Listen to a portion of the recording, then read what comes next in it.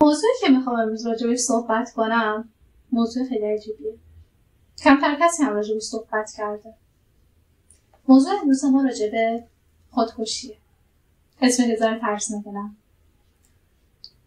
اتفاقا کتابی هم که انتخاب کردم بی ربط به موضوعمون نیست. مغازه خودکشی. اول میخوام یه ذره توضیح کوتاهی راجب کتاب بدم و بعدش برمیگردیم سر موضوع هستیم. این کتاب داره راجع به خانواده 5 نفری صحبت میکنه که یک مغازه‌ای دارن به اسم مغازه خودکشی. توی اون مغازه همه جور ابزاری وجود داره برای اینکه یک آدم بخواد زندگی خودش رو به پایان برسونه. توی این مغازه و این خانواده یک بچه وجود داره که باعث سرافکندگی خانواده است. چرا؟ به نظر شما چرا؟ اون بچه کاملا متفاوته با ارزش‌هایی که اون خانواده داره. کاملا متفاوته با توقعاتی که اون خانواده ازش داره. واسه‌تون آشنا نیست؟ شما رو یاد چیزی نمیندازه؟ البته این بچه پردردسر میخواد که خانواده‌اش تغییر بده. انگار یک هدفی تو وجودش هست که داره مجبورش میکنه که این کار انجام بده. و اون امید و اون اشتیاقی که داره رو یک جا خالی کنه. و در نهایت میتونه. اما راهی که میره چجوریه؟ اول کار که خودمون میدونیم چقدر خانواده‌اش باش دشمنی میکنه. حتی آرزوی مرگش رو دارن. ولی کم کم این بچه کاری میکنه که اون خانواده تغییر کنه، مغازه تغییر کنه. ولی آخر قصه اونجور که باید شاید نمیشه. اون بچه به زندگی خودش توی اوج پایان میده. انگار که بگی به یک پوچی رسیده. انگار که دیگه بعد از این کارش هدفی نداشته که بخواد توی این دنیا بمونه. این برای ما صدق نمی‌کنه. زندگی ما کتاب نیست. یا حتی فیلم نیست که بخوای توی اوج خداحافظی کنی و بخوای زندگی خودتو پایان بدی. زندگی تو خیلی ارزشمنده.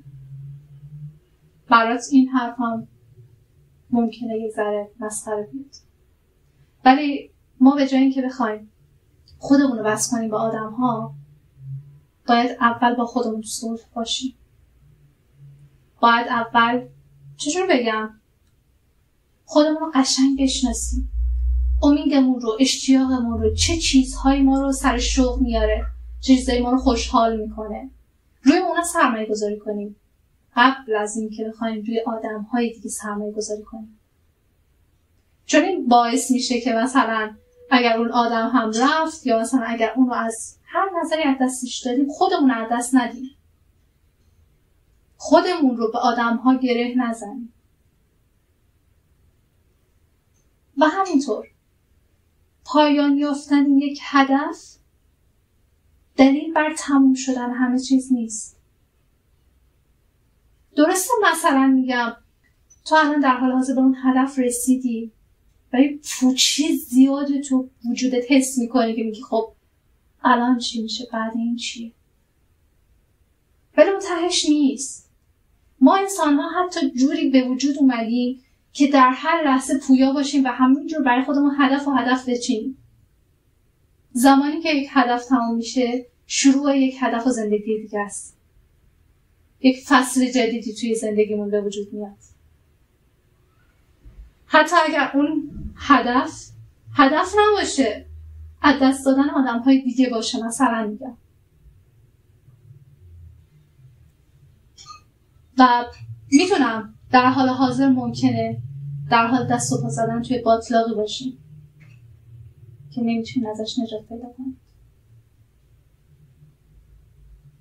ولی اگر شاید چشماتون رو باز کنید ببینید اصلا باطلاقی وجود نداره. تلاشتون رو برای خودتون کنید. به اون خودشناسیه برسید که بتونید جلوی هر چیزی بایستید. حتی زمانی که خودتون علیه خودتون هستید. تو این دنیا ما جز خودمون و خدا کسی رو نداریم. مراقب خودتون خیلی باشین. خیلی دوستتون دارم. ممنونم که ویدیو رو نگاه کردید. امیدوارم دوستش داشته باشین. حتما نظرتون رو واسم بنویسید. واسم کلی ارزشمنده.